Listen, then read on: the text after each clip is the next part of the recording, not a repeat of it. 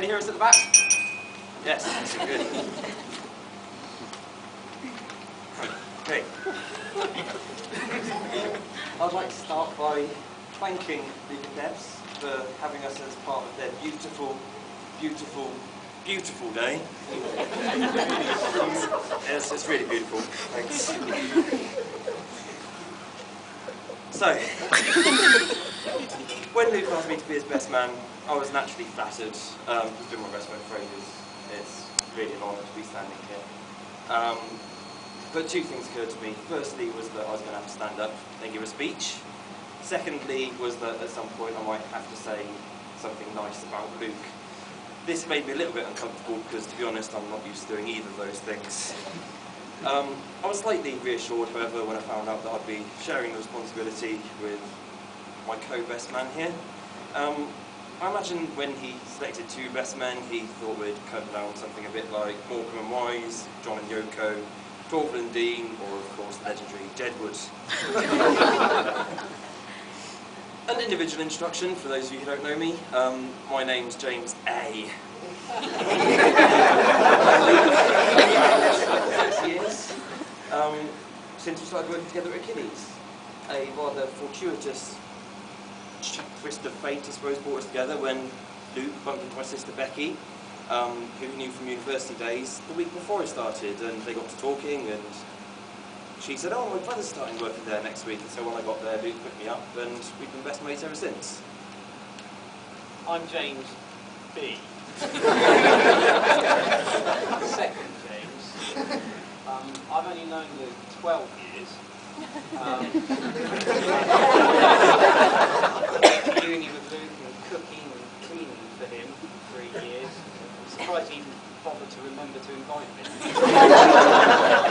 Well, actually, from what I've heard, it's amazing he remembers anything of his university days. He's quite a drinker. That's right, his archaeological mates called him Bleak Blonde Luke. And at least he's not blonde anymore. So Luke spent 3 years at university doing a course in archaeology so he could become Indiana Jones. Sadly, he left frustrated as there weren't quite enough Nazis on the course. Still, at least the whip training came in. Seriously though, Luke has matured a lot over the last couple of years while he's been with Devs, I think. I can remember a period of time not so very long ago when we almost lost Luke. He spent so much time playing World of Warcraft. For a while, it seemed more likely that he was going to marry Hobbit Girl 1996. It reminds me of this time at university where Final Fantasy VIII came out, and we literally lost Luke for an entire month.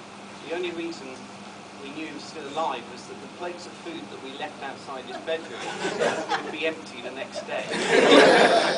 Dirty scenes also lives in the fantasy world. From what I understand, she's got around 7 husbands and 50 children on her latest game of Fable. Quite enjoy your work. As well as playing fantasy games, if Deborah's Facebook feeds to believe, she also has some fairly fantastical dreams. So when she says she's been with the man of her dreams, you're never quite sure if she's referring to Luke, a South American poncho-wearing jellyfish named Albert. Luke's outfit on the stag, however, was slightly less surreal. We dressed him up in a nice lycra Boy Wonder costume from the original Batman. It's safe to say that throughout the course of the evening, his dancing, his costumes, and unfortunately the contents thereof.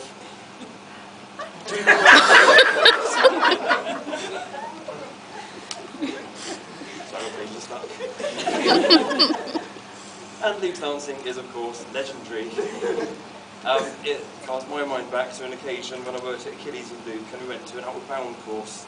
Myself, Luke and Nicola were sharing a room together, and everybody was having quite a few beers and getting a bit drunk, and a few people sloping off to their rooms, and after a while I became aware that Luke and Nicola weren't with me anymore, and I thought I'd go back to the room and see what they were up to.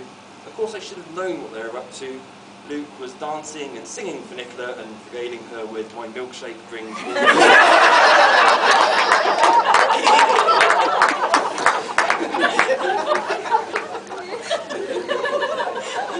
We're running out of time now, so there's not much room Ladies and gentlemen, a toast to mushrooms. Not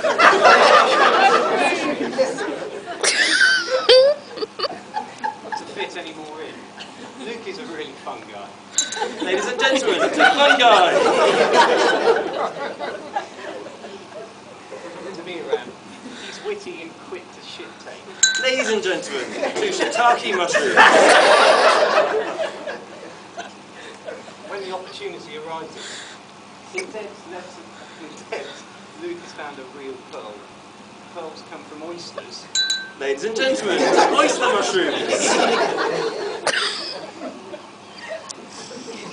I expect most of you realise now that Luke has a pathological fear.